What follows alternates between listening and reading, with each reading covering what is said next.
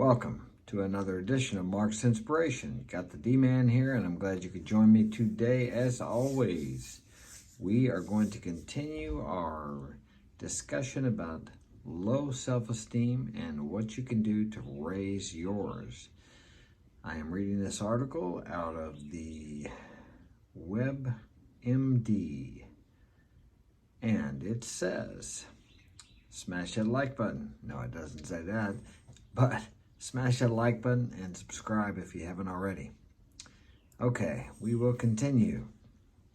You can overcome low self-esteem with the right support, mindset, and change in behaviors.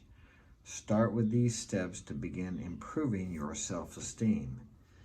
The first thing you have to do is recognize that you have low self-esteem, and we talked about that in the previous video. There are certain things people do that have low self-esteem, and one of the things you do if you have low self-esteem, and I've done this, is to talk badly about yourself. When the pressure gets on and you've made mistakes, how do you speak to yourself?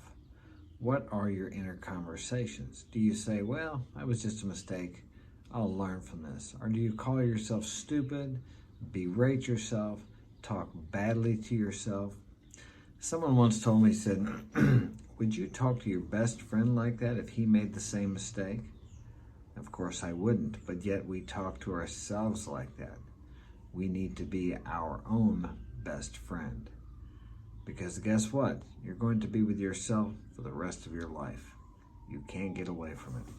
People try to get away from themselves. They make geographical changes, but guess what? Everywhere you go, there you are. Okay? Identify troubling conditions and situations. Excuse me. Take a moment to think about certain conditions and situations in your life that seem to always deflate your self-esteem. It could be giving a work presentation, dealing with a difficult family member or friend, or facing a life-challenging event like a job loss or a move. And sometimes, as we discussed in 2 or 3 previous videos before, people will drag you down. If you feel yourself being less than or less motivated or not wanting to do anything after spending time with certain people, you need to take a look at that, because those people may be sapping your energy. Instead of encouraging you, they may be discouraging you. And they do this in subtle ways, and they don't usually do it on purpose. People will cut you down because they don't feel good about themselves. I heard someone once say that the hate never comes from above. It always comes from below. Those people don't feel good about themselves. Usually they're not doing anything with their lives. And if they see you doing something with your life, they want to pull you back down. It's like the crab principle. Every time one tries to climb out of the basket, another one grabs him and pulls him back in. So very important to be careful who you spend your time with. Okay. Become aware of your thoughts and beliefs. Yes, your inner conversations and what you believe will come to pass in your life. The dominant conversations and the dominant beliefs. What you really believe is what you will take action on, or what you will not take action on. If you don't believe you can accomplish something, you will not take action. Your faith or your belief is evidenced by your actions. After you've identified the times in your life where you have felt low self-esteem, evaluate your thoughts about them. How are you interpreting what happened? These thoughts could be either positive, negative, or neutral. They can be based on facts or irrational and false ideas. If you take a moment to notice what you are thinking, you can begin to understand whether or not your reactions to what has happened are appropriate and useful. Think about what you're thinking about. Listen to your thoughts. Be conscious of what you're thinking. Most people just go throughout the day without really being conscious of what's going on between their ears. Very important. because what you're thinking about is what you are bringing about.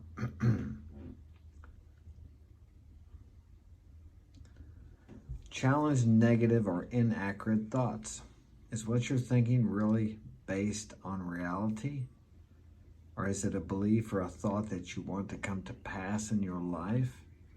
If it's not, then replace it with a more positive thought about something you want to happen in your life. Yes, it's much easier to think negatively than positively. That's why most people don't think positively.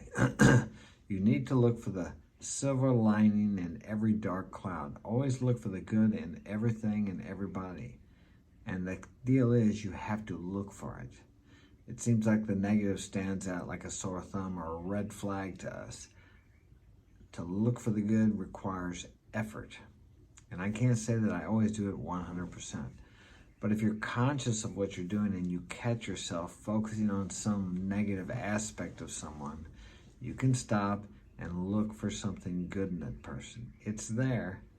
Even the most despicable person in your life, there's something good there. There's a bit of good in the best of us. No, a bit of good in the worst of us and a bit of bad in the best of us. We all have a right to be here, and we all play an important part. It is important to ask yourself whether your thoughts are consistent with facts or logic. There could be another explanation for a situation that is truer than your interpretation. Sometimes it is hard to break from long-held beliefs that have become part of your reality. Understand that it can take time and patience to overcome any negative, preconceived notions toward life that you're building up. Yes, a lot of your beliefs, if not most of them, that have been acquired during your lifetime. Are they serving you? Are your beliefs serving you? Do you trust people? Do you believe that all people will take advantage of you if you give them the opportunity? Well, if you believe that, you will only see and meet and draw those types of people into your life that will take advantage of you. But if you trust people, then you will draw people into your life that are trustworthy. Are you suspicious of everyone without any reason? Think about these things.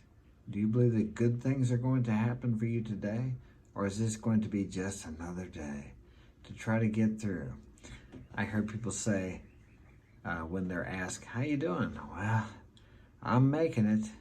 I'm getting by. Another day. Thank God it's Friday or it's hump day.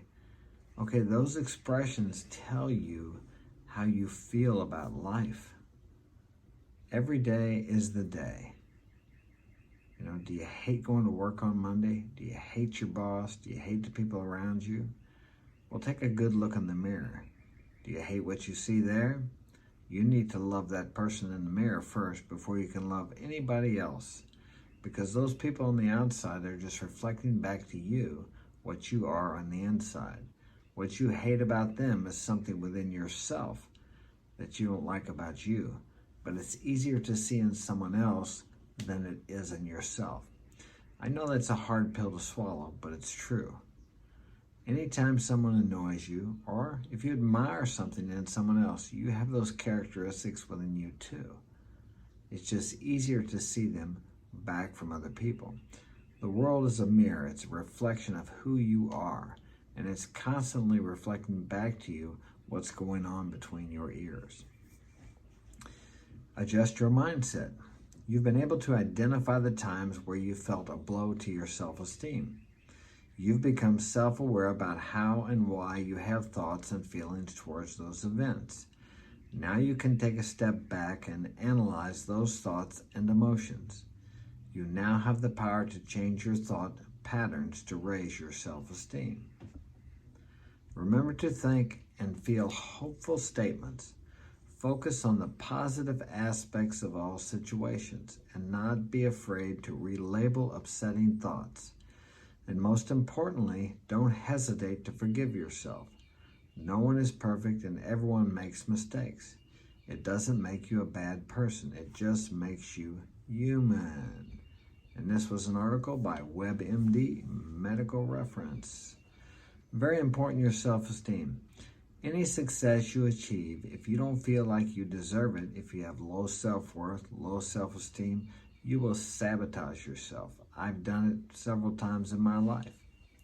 And we do it in such subtle ways, we don't recognize that's what it is.